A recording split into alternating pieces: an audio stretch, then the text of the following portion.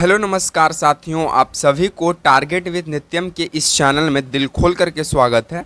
जैसे मैं आपको लगातार पता चल रहा है कि टारगेट विद नित्यम चैनल से जीके जीएस का सीरीज़ दिया जाता है जो भारत के सभी प्रतियोगी परीक्षाओं के लिए महत्वपूर्ण है। तो आज की इस वीडियो की सीरीज में हम कोशिका चैप्टर को लेकर आए हैं, सेल चैप्टर को लेकर आए हैं और उसका फुल डिस्कशन करने वाले हैं। भारत का ऐसा कोई भी प्रतियोगी परीक्षा नहीं होगा जहां से कोशिका से सवाल न बनता हो। ठीक है, आप किसी भी प्रतियोगी परीक्षा का क्वेश्चन पेपर क्वेश्चन उठाकर देख लीजिए, वहां से ये आपको सवाल देखने को मिलेगा ही मिलेगा। तो आज हम इसी टॉपिक को हम वन शॉट में क्लियर करने वाले हैं। तो पहले आप वीडियो देखिए, वीडियो का डिस्कशन पसंद पड़ता है तभी वीडियो को लाइक करेंगे, वीडियो को शेयर करेंगे और चैनल को सब्सक्राइब करेंगे और कमेंट में अपना राय जरूर देकर जाएंगे कि आपको वीडियो कैसा लगा। ठीक है, ये सब हैंड रिटन नोट्स की तरह है। ठीक है, चलिए तो हम वीडियो की शुरुआत करते हैं। ठीक है, चलिए तो आज की हम इस टॉपिक में देखेंगे कोशिका, सेल। कोशिका है क्या, सेल है क्या? तो इसका परिभाषा क्या निकला है कि जीवों की संरचनात्मक एवं क्रियात्मक इकाई है। क्या है भाई? कोशिका क्या है? तो ये जीवों की संरचनात्मक एवं क्रियात्मक इकाई है। यानी कहने का मतलब है कि अगर कोई जीव है, अगर कोई लिविंग थिंग्स है, तो उसमें सबसे छोटी इकाई जो उसको बनने में महत्वपूर्ण योगदान दिया है वह है कोशिका। ठीक है, कोई भी छोटा से छोटा सा जीव चीज हो, उसको बनने में सबसे अहम भूमिका कौन निभाया है? कोशिका निभाया है। तो इसी कारण इसे बोला जाता है कि जीवों की जो संरचना हुई है, जीव जो कार्य करते हैं, उन सबों में सबसे बड़ा योगदान कोशिका का है। तो इसी कारण से कहा जाता है कि जीवों की संरचनात्मक एवं क्रियात्मक इकाई क्या है? कोशिका है। और शरीर की सबसे छोटी इकाई माना जाता है कोशिका को। शरीर की सबसे छोटी इकाई, शरीर की सबसे छोटी इकाई, शरीर की सबसे छोटी इकाई भी क्या है? कोशिका है। कोशिका का खोज रॉबर्ट हुक नामक वैज्ञानिक ने 1665 ईस्वी में किया था। कोशिका का खोज किसने किया? तो कोशिका का खोज रॉबर्ट हुक नामक वैज्ञानिक ने 1665 ईस्वी में करता है। और वो भी जो रॉबर्ट हुक के द्वारा 1665 ईस्वी में जो कोशिका का खोज किया गया था, ये कोशिका मृत था साथियों। ये कैसा कोशिका था? तो ये मृत कोशिका था। ये कैसा कोशिका था? मृत कोशिका था। ठीक है, तो आपको ये मन में सवाल आया होगा, तो बताइए कि जीवित कोशिका का खोज किसने किया था? जीवित कोशिका का खोज कौन किया था? तो आपको हम यहाँ पे इरेज करके बता देते हैं। जीवित कोशिका का खोज एंटोनी वॉन ल्यूवेनहॉक करते हैं 1774 ईस्वी में। कब करते हैं? 1774 ईस्वी में करते हैं। एवी लुवेनहॉक यानी एंटोनी वान लुवेनहॉक करते हैं 1774 ईस्वी में जीवित कोशिका का खोज। और मृत का तो भाई कीवे की है रॉबर्ट हुक। अच्छा, कोशिका सिद्धांत कौन दिया साथियों? तो कोशिका सिद्धांत दिए थे स्लाइडेन एवं स्वान।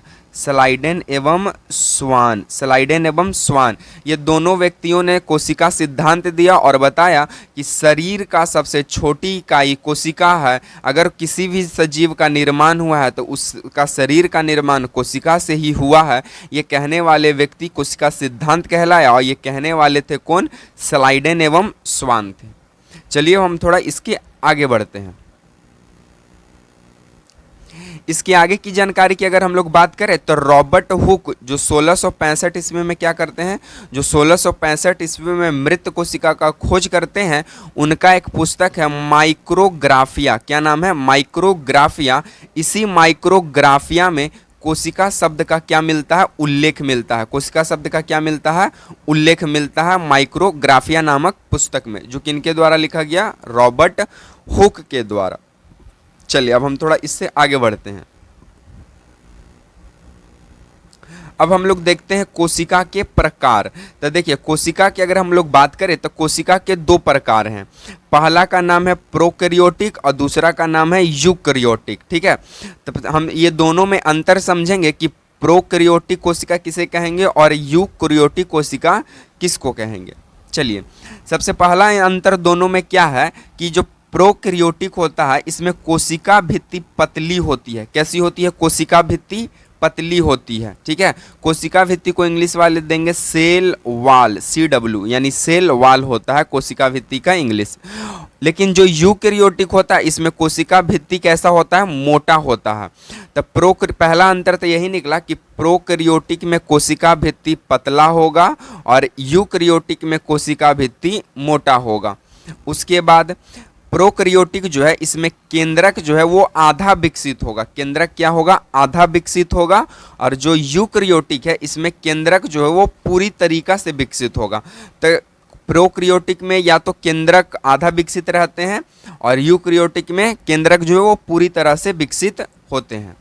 चलिए अब हम थोड़ा आगे का अंतर देखेंगे, स्क्रीनशॉट आप लेते रहेंगे। उसके बाद ये जो प्रोकैरियोटिक है इसमें कभी कभी केंद्रक अनुपस्थित भी होता है। केंद्रक क्या होता है, केंद्रक कबो नए होता है, लेकिन प्रोकैरियोटिक में केंद्रक की उपस्थिति होना एकदम जरूरी है। प्रोकैरियोटिक में अनुवांशिक पदार्थ उपस्थित होते हैं। प्रोकैरियोटिक जो कोशिका होते हैं इसमें अनुवांशिक पदार्थ उपस्थित होते हैं, ठीक है। और प्रोकैरियोटिक में ही राइबोसोम पाया जाता है, राइबोसोम। और राइबोसोम का काम क्या होता है, पी से प्रोटीन का निर्माण करना। तो प्रोकैरियोटिक में प्रोटीन का निर्माण होता है, एकदम होता है, क्योंकि इसमें क्या है, राइबोसोम है। उसके बाद एक 70S प्रकार का राइबोसोम देखे होंगे और एक देखे होंगे 80S प्रकार का राइबोसोम। तो जो यूकैरियोटिक है इसमें 80S प्रकार का राइबोसोम क्या होता है, पाया जाता है। 80S प्रकार का राइबोसोम किसमें पाया जाता है, यूकैरियोटिक में, ठीक है। चलिए अब हम इसके आगे का अंतर हम लोग देखेंगे। अब हम लोग दोनों में जो अभी हम पीछे देखे प्रोकैरियोटिक और यूकैरियोटिक, ये दोनों में और भी अंतर होता है। इधर वाला जो वो प्रोकैरियोटिक है और इधर वाला यूकैरियोटिक है, ठीक है, यूकैरियोटिक। तो प्रोकैरियोटिक में क्या होता है, केंद्रक नहीं होता है, लेकिन यूकैरियोटिक में माइटोकॉन्ड्रिया, गोल्गी कॉय और लाइसोसोम होंगे ही होंगे। लेकिन प्रोकैरियोटिक में ना लाइसोसोम होगा, ना गोल्गी कॉय होगा, ना माइटोकॉन्ड्रिया होगा। प्रोकैरियोटिक में जीवाणु और नील हरित शैवाल आते हैं, लेकिन प्रोकैरियोटिक में पेड़ पौधे और मानव जो है ये यूकैरियोटिक का ही उदाहरण है, ठीक है। तो इसमें पेड़ पौधे एवं जंतु आते हैं यूकैरियोटिक में। चलिए अब हम लोग कोशिका के कुछ भाग को देखेंगे जहां से एग्जामिनर सवाल को बनाता है। जैसे में पहला है कोशिका भित्ति यानी सेल वॉल। तो कोशिका भित्ति जो है ये सिर्फ पादप कोशिका में ही पाया जाएगा। जो कोशिका भित्ति ये सिर्फ किस में पाया जाता है, प्लांट सेल में, यानी पादप कोशिका में ही पाया जाएगा। उसके बाद कोशिका भित्ति जो है ये कोशिका का सबसे बाहरी परत होता है, बाहरी आवरण होता है।